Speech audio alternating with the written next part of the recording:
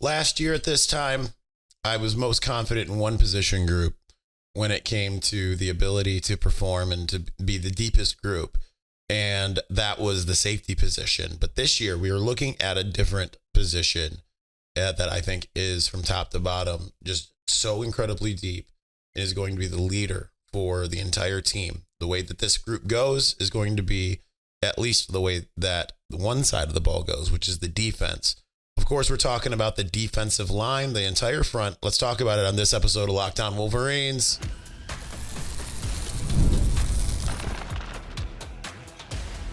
You are Locked On Wolverines, your daily podcast on the Michigan Wolverines, part of the Locked On Podcast Network, your team every day. Happy Wednesday. We are back and doing it. Locked On Wolverines podcast, part of the Locked On Podcast Network, where it's your team every day. I'm your man on the ground, Josaiah, publisher of Wolverines Wire through USA Today Sports Media Group, still with a bit of a decimated voice, diminished, however you want to call it. And we were going to try to do our best. I'm going to project that this is going to not be the 30-minute show.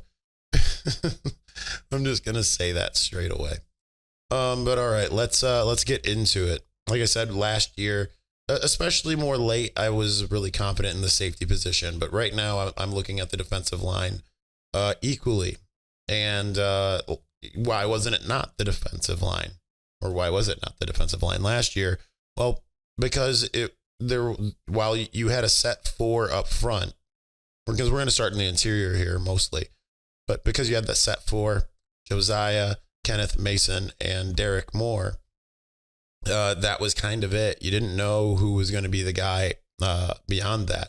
TJ guy certainly was talked about highly. It's hard to really take some of those things. Etta was as well. And one of the two ended up being everything that was kind of advertised. And, Etta had a pretty good year, but it wasn't necessarily anything to really write home about either, at least until late. So looking at the front now, obviously they lose Kenneth and Mason. That's a huge blow. And generally when you lose that type of talent, you don't do very well. However, we saw in the sneak preview that we were able to get against Alabama that Rayshawn Benny, now fully healthy and arguably somewhere in between Mason and Kenneth in terms of his ability. I believe he graded between them in PFF's rankings. He really showed out, and that front, particularly the entire front, but it was absolutely dominant against Alabama, right? Remember, Alabama returned its offensive line. It returned Jalen Milroe for that game, and it did not go well for them whatsoever. So that really goes to show you that the depth for Michigan is phenomenal. So right now you're looking at, let's go left to right, and I don't want to say left to right, but you know what I mean? From one side to the other, you're expecting this next year to be TJ Guy, Rayshawn Benny. I don't know who to necessarily notch in, but we'll go with the guys who were on the team last year. Trey Pierce, who started in the bowl game, and Derek Moore. That is as solid of a line as you can get, and it was super solid against Alabama in the ReliaQuest Bowl. But they aren't the only ones. Not only do you have backups, you've got transfers. You also are going to have guys that could be stepping into that year two role that really could be very exciting this upcoming season. We'll get to some of those guys later. But looking more at the interior, just think about what Rayshawn Benny was able to do. We weren't able to count on him at this time last year because he was coming off of a broken leg against Alabama actually in the Rose Bowl. So knowing that it was going to take him some time to come back from that, it was really difficult to project exactly what that was going to be. What are they going to be able to come in with Rayshawn Benny, and you didn't know if it was going to be Trey Pierce or Ika Wuna or whoever it was going to be next to him in the Etta in the ReliaQuest Bowl. But the rotation of all of them, it came in waves. It was very reminiscent of 2023, the national championship year, because that was the interesting thing was, Kenneth and Mason weren't, Mason was a starter in 2023, but Kenneth wasn't. So you had Mason Graham and Chris Jenkins, but then they would come in with Rayshawn and Kenneth Grant. Then they would come in with Cam Good, right? And it felt like there was no drop off. That's kind of how it felt against Alabama this last, I guess December 31st this last year. So that bodes really well for the depth. You've already got such a solid group of rotation just in the middle of that defense. And that's not even talking about the edge rushers, because we did see Cam Brandt start to cycle in throughout the year. And he was solid, maybe not spectacular, but solid. And then he made a couple spectacular plays in the ReliaQuest Bowl. And that made you sit there and say, okay, maybe they're working with something. What's more, Dominic Nichols, the true freshman who we'd been kind of hearing a lot about, right? Like we talked about him in the preseason as a guy that could really come on and be really strong for this team. He ends up coming in and making some big plays. So it suddenly now you're looking at a two deep across the board, if not more. And that's without even talking about the two transfers that come in on the defensive interior. Damon Payne, former 5-star from Belleville. Trey Williams, who's another Kenneth Grant type from Clemson, has just dealt with a lot of health issues. So now you've got at least 6 on the interior and absolutely 4 on the exterior. Suddenly we're cooking with gas in almost every conceivable way. Now, not every one of these guys is like a huge name, right? Like it isn't but you don't look at like TJ Guy or Dom Nichols, but TJ well, let me not get ahead of myself. TJ Guy or Dom Nichols and say like they're going to strike fear into the heart of the defense or offense on the other side, but they really should, right? Dom doesn't have the production yet. Cam Brandt doesn't really have the production yet, but TJ Guy does. He had 5.5 sacks this last year. I mean, that's certainly living up to the expectations. Now, if they can get even more from a guy like Eno Etta, who made his move to the interior last spring and had all of this talk all, preseason long about how he was just ready for that next step, then that just makes things even better. But now you have a question of how do you deal with having so many bodies? Let's continue this conversation and let's do it here in just a moment. But before we do, this message is brought to you by Prizepicks, the place to get real money sports action. With over 10 million members and billions in winnings, Prizepicks has changed the game in daily fantasy sports. Whether it's the playoffs or regular season, Prizepicks has made it easier than ever to win big while enjoying the football action. Now it's playoff time and there's no better way to get in on the action with Prizepicks. Here's how it works. You simply pick more or less on at least 2 players. I just want to include than. That's why there's always a hold up there. More or less on at least 2 players. If your pick hits, you can win up to 1,000 times your cash. That's right. 1,000 times your money just by making a few simple picks. For me, it's all about the hot takes this season. This past week on Prizepicks, I was looking at Lamar Jackson for more than 250 passing yards and Travis Kelce for more than 70 receiving yards. And look, Travis Kelce went and had the best game he had all year. It's fun to predict and easy to play. Plus, with Prizepicks Flex Play, you can still double your money even if one of your picks doesn't hit. With the app, you can get your winnings fast, sometimes in as little as 15 minutes. Ready to run your game this football season? Download the app today and use the code LOCKEDONCollege to get $50 instantly after you play your first $5 lineup. That's right, just $50 for playing. Don't wait. Take your game to the next level with Prizepicks. Prizepicks, run your game.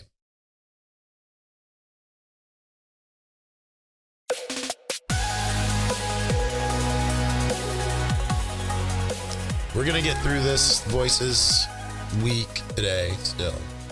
I feel a little weak today myself. I think I started trying to get a little exercise in. Well, last night after the show, I'm like, I'm going to go to the gym. I'm going to start doing the weight training. And I was like, no, that's a bad idea given what I'm coming out of. I was like, maybe just go for like an incline walk on the treadmill. I have a treadmill on the other side of this camera here. So I was like, okay, let's just do that. And I think that actually took a lot out of me. I could not wake up this morning. Normally I wake up around like 9, and today I didn't wake up until noon. So that tells you a little something. And I am not a sleeper. Anyone who's watched or listened to this show knows that I am terrible at sleep. I fall asleep late and I wake up early. When I say wake up early, I don't mean early in the day. I mean early compared to the time that I end up falling asleep. So clearly much needed at this point. So, all right, where are we at here with the defensive line? Well, like we said, we established the starters for the defensive line and who I expect those guys to be. And then it gets really muddled when it comes to the because like I put Trey Pierce in there, but it very well could be Trey Williams, very well could be Damon Payne. It's kind of hard to really tell, but you're not going to not play some of those other guys. So that's a good news situation, especially since you don't have those obvious, 1-2 caliber guys, right? Like you have an obvious one in Rayshon Benny, and then behind him, it's like, well, they might not all necessarily be equal, but kind of in a way they are, which means that you can just keep coming at teams in waves. As far as the edge rushers, I mean, Derek and TJ, what they are. They're now a known commodity, and Derek was obviously excellent this past year. I think he absolutely could have gotten drafted, and I think he could have been a day 2 draft. So it is a blessing to have him come back for yet another year.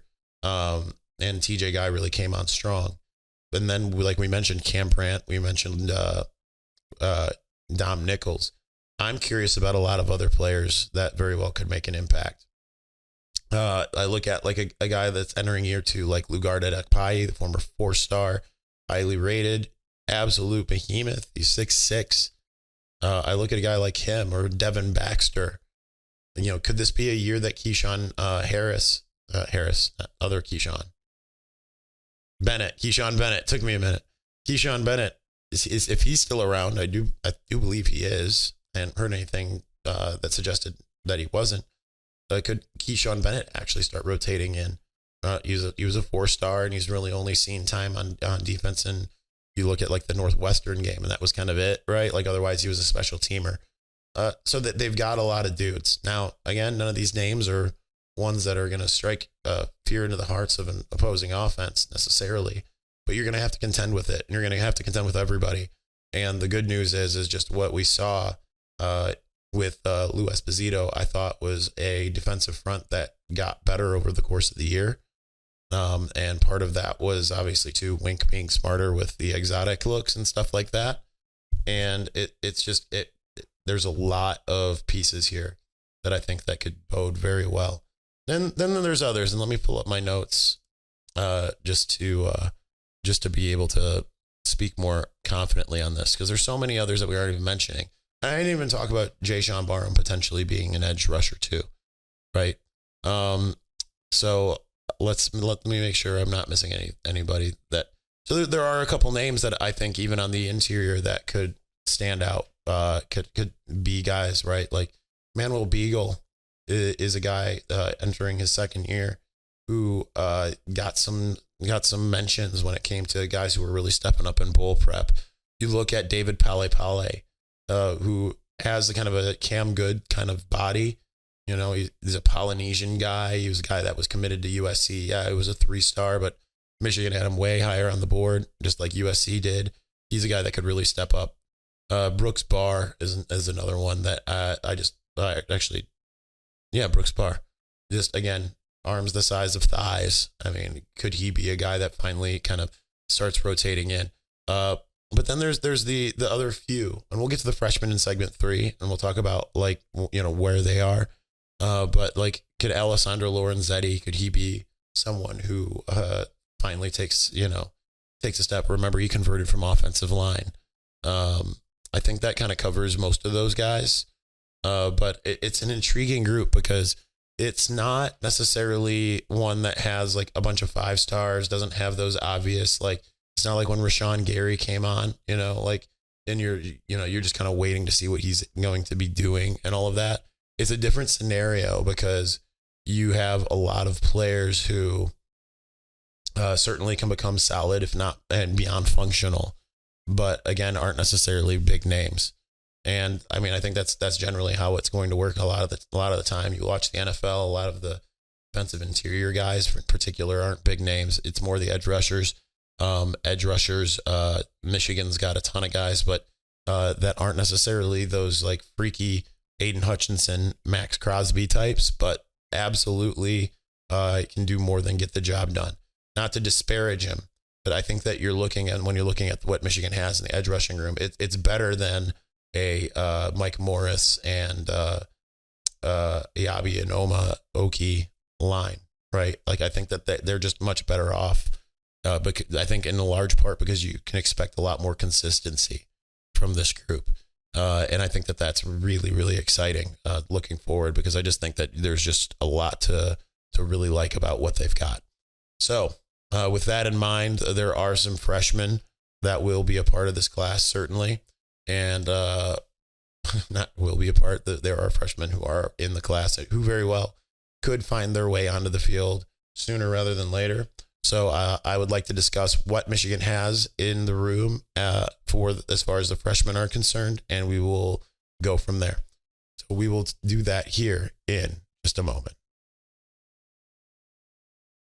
But before we do, we all have tough times in life from a mental perspective, and the best thing that you can do is understand that therapy is a game changer. It can help manage stress, improve sleep, and communicate more effectively. But finding the right therapist and fitting sessions into a busy schedule can be a challenge. That's where TALKSPACE comes in. TALKSPACE, the leading virtual therapy provider, makes getting the help you need easy, accessible, and affordable. With TALKSPACE, signing up is simple. You can match with a licensed therapist who fits your needs, usually within 48 hours. And it's convenient. You can have sessions from the comfort of your home or even message your therapist between appointments. Plus, TALKSPACE is covered by many insurance plans. And for most insured members, there's a $0 copay. It's never been easier to prioritize mental health, which, again, super important. And as a listener of this podcast, you'll get $80 off your first month with TALKSPACE when you go to TALKSPACE.com/LockedOnCollege and enter the promo code SPACE80. To match with a licensed therapist today, go to TALKSPACE.com/LockedOnCollege and enter the promo code SPACE80 to get $80 off your first month and show your support for the show. That's TALKSPACE.com/LockedOnCollege, promo code SPACE80.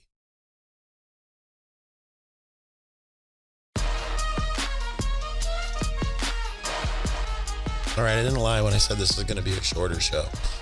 So my apologies. I would love to make this a longer one. It's just still a little just challenging to talk. I feel like if you cover recruiting, dealing with a lot of like the freshmen and sophomores that maybe Michigan has interested in, and you start asking some of them questions, it kind of feels like how I'm talking now, where it's like it's like a laboring, it's a laborious scenario. That's how it feels to talk at the moment. So we're going to keep this short and sweet just to make sure that we get a show in, really. And obviously this is stuff that we want and need to talk about, but we're not going to try to push it to 28 minutes or anything like that. So, all right. Michigan's bringing in a bunch of freshmen. There's none that I'm obviously more excited for on the defensive line than Nate Marshall. Of course, this has to move over. Nate Marshall absolutely showed out in the Rivals. Not in the Rivals, but the Navy All-American game. And Rivals gave him lots of accolades. He's number 27 in the country. He's a 5-star there now.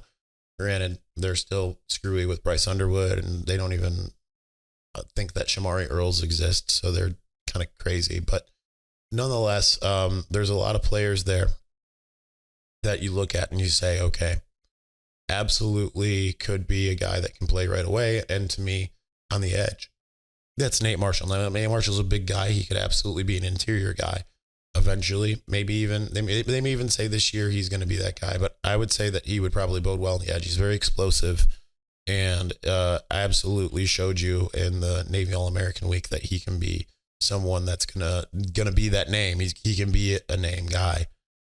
Well, I don't think that recruiting names outside of the top 10 necessarily are as big as they were in 2016, but I digress. 2016 type of years, it just felt, or 16, 17.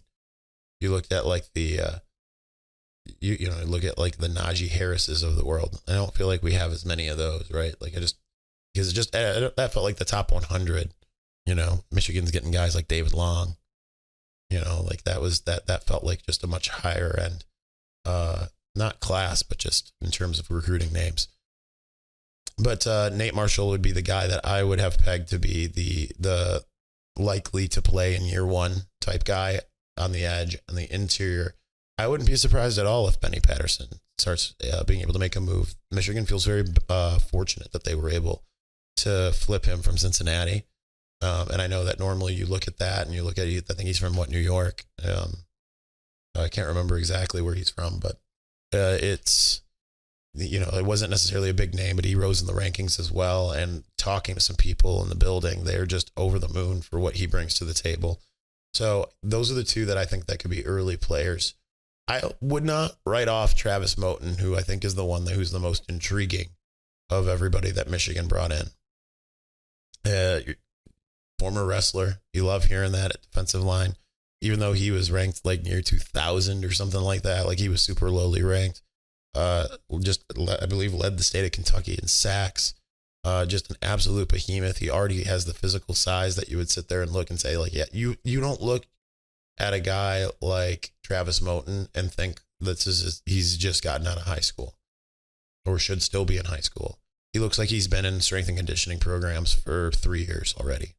So even though he's lowly rated, all of that stuff, I would not be surprised if we hear Sharon Moore talking about him the same way that Jim Harbaugh was talking about Mason and Kenneth. Remember, Kenneth was a 3-star, not as lowly ranked as Travis Moten, but I am just over the moon excited about what Travis Moten brings to the table. And then there's one other freshman, who obviously got to mention him, and that is Julius Holly, who ended up early enrolling as well. I think that he's going to have a little bit more of a strength and conditioning need. I think that he would be more of a year 2, year 3 type of guy. I absolutely could see that. And, he's a guy from Georgia who looked like he could have gone to, I believe he had a Georgia offer. He had a Clemson and some of these others that were really in on him. So I think that Julius Holly has a lot that he can bring to the table. But I just think that that's going to be a little bit more down the road. What about the names I didn't mention? There's a couple that I didn't mention. I don't think I mentioned Ted Hammond. Entering year 2 will be interesting to see what if he's able to start kind of working his way in. I'm Eric Kumba. This is his 3rd year, I believe. He's another one of those Brandon Collier specials, just much like Manuel Beagle. I know that he's been mentioned a few times as a guy who could do some things. And Tyler McLaurin, who I saw in the workout video that Michigan released this morning. He's been a special teams guy, but he's gotten really big over his time, and this I think was his final go around. So it'll be interesting to see if he's able to do anything. Last thing I want to get into is, does Michigan end up using Jayshawn Barham at edge? I think that while that might be where he could really shine, I just think there's so many bodies, and I think he came along so well at linebacker that I would use that sparingly. Like you could throw him out an outside linebacker, but certainly like there are a couple other linebackers that could fill in for him. But I think that there's just so many people at this point that can do the role at a high level. That can do the role probably as good as he can, that I'm not necessarily pushing for that as much as I maybe was going into the ReliaQuest Bowl when you started to see some of these guys come alive a little bit. To me, it's like, okay, you can use him. He could absolutely wreak havoc. And certainly if that's where he projects in the NFL, then yeah, you do want to use him in that role. But you don't necessarily want to take him away from another place where he's really shown a lot of capability and ability. So I would stand pat on that myself. All right, that's going to do it for us today. Thank you for watching. Thank you for listening. We will be back with a mailbag on Thursday. We'll talk to you then. Peace.